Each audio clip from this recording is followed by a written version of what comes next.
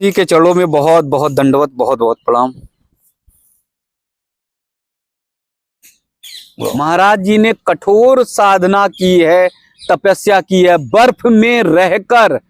केदारनाथ यानी उत्तराखंड में, जो हमारे बहुत बड़े तीर्थों में एक स्थान है, भगवान भोलेनाथ का चारों धाम में से एक प्रमुख स्थान है। वहां पर महाराज जी ने साधना की। एकदम सच मानिए, जब हम रमणीय स्थल पर आ जाते हैं, वन क्षेत्र में आ जाते हैं, जंगलों में आ जाते हैं, और जहां पर हमें संत महाराज जी मिल जाते हैं, तो हमारे और हमारे चेतन भैया की जो साधना तपस्या है वो मानो सफल हो जाती है। आज एक ऐसे ही जंगल में हम आए हैं जहां पर महाराज जी साधना तपस्या कर रहे हैं, मौन धारण किए हुए हैं। महाराज जी हम सबके लोक कल्याण के लिए उन्होंने मौन साधना की है। पहले दिखाएंगे वो जंगल का स्थान, वो महाराज जी का आश्रम जो घने वन में जंगल में स्थित है। चारों तरफ अगर आप देखेंगे तो एकदम इधर पेड़ पौधे आपको दिखाई देंगे। ये पेड़ पौधे लता पता ये यहाँ की सुंदरता है, और इसी लता पता पर विराजमान होते हैं हमारे ठाकुर जी, हमारे कन्हैया।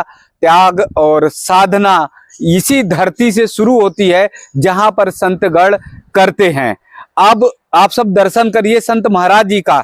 लेकिन मैं दावे के साथ कहता हूं कि जहां दुनिया में अत्याचार है, अपराध है, हाहाकार है, तो उस सब को रोकने का जो काम है हमारे पूज्य संत महाराज जी करते हैं। अगर इनकी साधना ना हो, इनकी तपस्या ना हो, इनका त्याग ना हो, तो धरती जाने कब जलकर भस्म हो जाए। क्योंकि धरती पर बहुत बड़ा अपराध है, बहुत बड़ा अपराध है, बहुत पाप हो रहे हैं। लेकिन ये पूज्य संत महाराज जी लोग ही अपनी त्याग साधना से पूरी धरती को बचाए हुए हैं।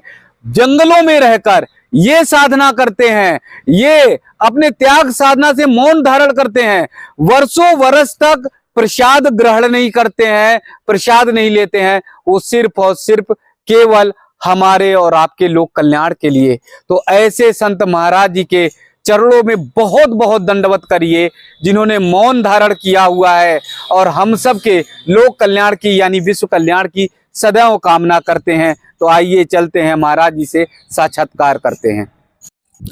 महाराज जी के चरणों में बहुत बहुत दंडवत, बहुत बहुत प्रणाम।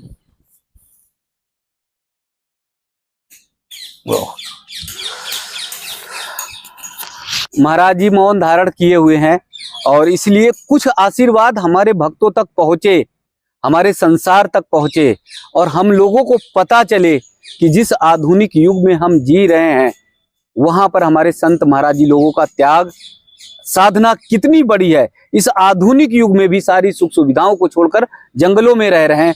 इसलिए महाराज जी ने मौन धारण किया हुआ है। तो कुछ बातें, कुछ आशीर्वाद तक बस आप तक पहुंचाने की कोशिश करेंगे। महाराज जी बहुत बहुत दंडवत, बहुत बहुत प्रणाम।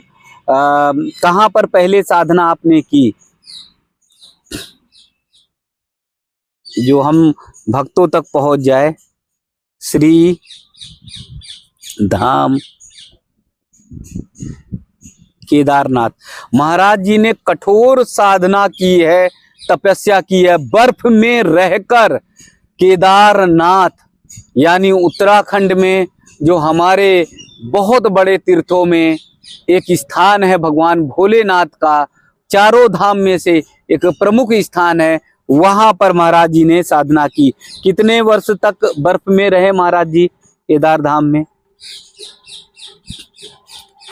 महाराज जी लिख रहे हैं, मैं आप सब तक पहुंचाने की कोशिश करूंगा।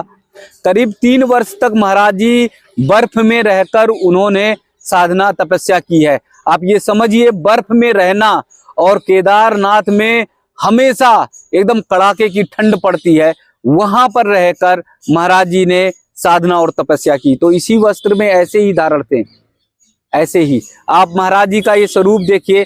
जो स्वरूप प्रत्यक्ष रूप में आप यहाँ देख रहे हैं जंगल में, उसी तरह का स्वरूप यानी ऐसे ही महाराज जी ने साधना और तपस्या की थी केदारनाथ में।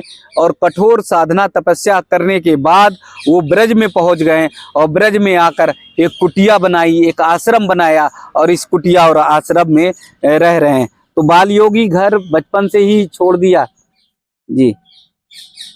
जी, 5 वर्ष की उम्र में महाराज जी ने घर परिवार सब छोड़कर निर्णय लिया कि अब जो है केवल साधना तपस्या करना है। तो मन में भक्ति का भाव आया या सपना आया या कुछ आया, ये सब कुछ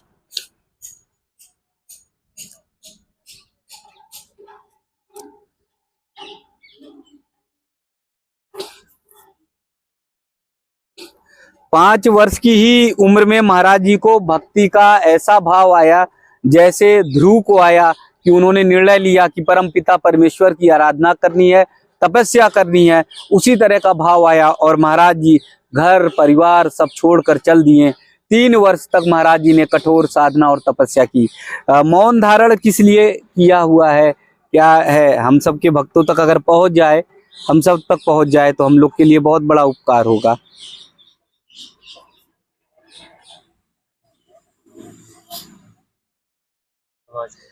संसार के कल्याण के लिए महाराज जी बता रहे हैं कि आपने मौन धारण व्रत लिया, यानी संसार के लोक कल्याण के लिए पूज्य महाराज जी ने ये संकल्प लिया कि मौन धारण करेंगे और संसार के लोक कल्याण की कामना करेंगे। जैसा मैंने पहले बताया, निश्चित तौर पे मानिए धरती पर इतना पाप अपराध अत्याचार हाहाकार है, उस सब को मिटाने का काम ऐसे ही पूज्य संत महाराज जी करते हैं, तभी हम सब ये बहुत सुखमय जीवन व्यतीत कर रहे हैं।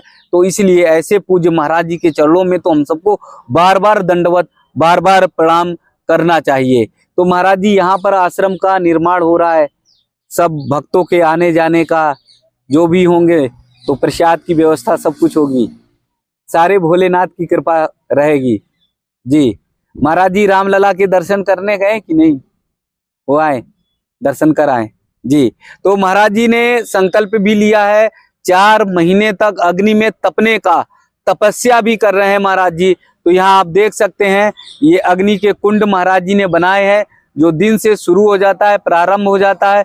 महाराज जी यहाँ पर तपस्या करते हैं, साधना करते हैं, और इस तपस्या साधना का भी मूल उद्देश्य पूज्य महाराज जी से ही जानेंगे कि आखिर महाराज जी साधना तपस्या क्यों करते हैं जी।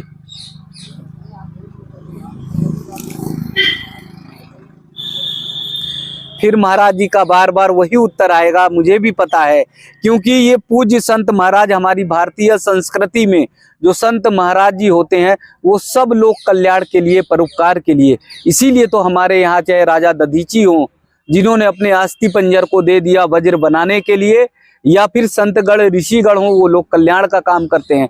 भगवान को, राम जी को, लक्ष्मण जी को अगर विश्वामित्र जी ले गए तो लोग कल्याण के लिए, संसार के कष्ट को निवारण के लिए, संसार में इतने बड़े बड़े अत्याचारी राक्षस हो गए थे, उन सब का वध करने के लिए। तो आज मानिए महाराज जी अगर तप रहे हैं, साधना कर रहे हैं, मौन धारण कर रहे हैं, तो संसार में वो दुष्ट प्रवृत्तियां जो पनप रही हैं उन सब का नाश करने के लिए, उन सब का समूल विनाश करने के लिए।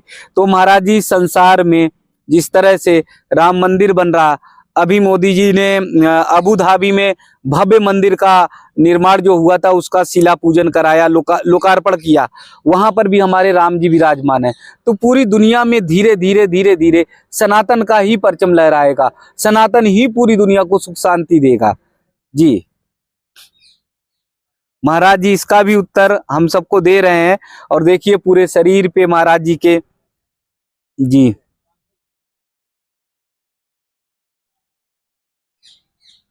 तो महाराज जी ने एकदम जो शब्द लिख रहे हैं, जो बता रहे हैं, वो हम सब के आने वाले जीवन में फलीभूत होगा। और महाराज जी ने कहा कि जी हाँ, संसार के लिए, यानी संसार में जिस तरह से सनातन का परचम लहरा रहा है वो पूरी दुनिया में लहराएगा, और सुख और शांति का जो आनंद का रास्ता है पूज्य महाराज जी बता रहे हैं कि वो यहीं से निकलेगा। महाराज जी का ये कहना है सनातन में ही कल्याण की कामना है, सनातन में ही सद्भावना है, सनातन में ही लोगों के सुख और शांति की कामना है। और इसीलिए महाराज जी का ये कहना है, महाराज जी ने जो लिखा है कि विश्व शांति में तभी होगा जब प्रभु राम का राज्य आएगा, यानी राम राज आएगा, और जिसके लिए मोदी जी बहुत बड़ी भूमिका यानी कार्य कर रहे हैं, जिसके लिए हमारे मुख्यमंत्री जी बहुत बड़ा कार्य कर रहे हैं। और राम लला जब से विराजमान हुए हैं, तब से पूरे विश्व में एक बहुत बड़ा परिवर्तन आ रहा। महाराज जी के शरीर का दर्शन करिए, एक एक अंग देखिए, भभूत से लिपटे हुए भगवान भोलेनाथ की वो श्रृंखला, वो भव्य स्वरूप आप सबको दिखाई देगा, जिस स्वरूप में भगवान भोलेनाथ कैलाश पर पर्वत पर एकदम तपस्या और साधना करते थे। उसी तरह से लग रहा है कि महाराज जी आज कैलाश पर्वत से, हिमालय पर्वत से उतरकर यहाँ पर साधना तपस्या कर रहे हैं। पूरा शरीर उनका भभूत से रंगा हुआ है। ब्रज में अगर ऐसे संत का दर्शन हो रहा है तो आप ये समझिए भोलेनाथ जी की बहुत कृपा है, क्योंकि भगवान भोलेनाथ सहज ही स्वयं ही दर्शन करने चले आते हैं। कन्हैया का, बाल गोपाल अपने कृष्ण का, रास रचाने वाले अपने कन्हैया का गोपेश्वर के रूप में धारण करते हैं और आ जाते हैं ब्रज में। तो ब्रज का ये दर्शन हम सब के लिए बहुत बड़ा सौभाग्य है। मैं आप सब से कहूँगा कि अगर आप देश दुनिया में कहीं पर भी जाते हैं तो अपने संत महाराज जी लोगों के बारे में सबको बताइए, बच्चों को बताइए। सुबह उठने के बाद अपने सनातन संस्कृति के बारे में बताइए और बच्चों को जरूर बताइए कि हमारी ऋषि परंपरा क्या रही है, हमारी सनातन परंपरा क्या रही है, कैसे पहले ऋषिगण संतगण हम सबको गुरुकुल में पढ़ाते थे, राम और कृष्ण की तरह पढ़ाया करते थे, हमें धनुष विद्या सिखाते थे, हमें जो है जीवन जीने की शैली सिखाते थे। वहीं से हमारे पूरे जीवन की संरचना पूज्य संत महाराज जी के यानी ऋषि महाराज जी की कुटिया से ही निकलती थी। तो आज अगर हम आधुनिक युग में बहुत भाग रहे तो एक बार ठहर जाइए, अपने संतों का दर्शन करिए, ऋषिगण का दर्शन करिए, अपने देवी देवताओं के स्थल पर आइए, कन्हैया की नगरी में आइए, ब्रज में आइए, समय मिले अवसर मिले अयोध्या पहुंचिए, काशी पहुंचिए, मथुरा पहुंचिए और दर्शन करिए। संत दर्शन हो जाए तो बहुत बड़ा सौभाग्य। तो मौनी बाबा जी को बहुत बहुत दंडवत, बहुत बहुत प्रणाम।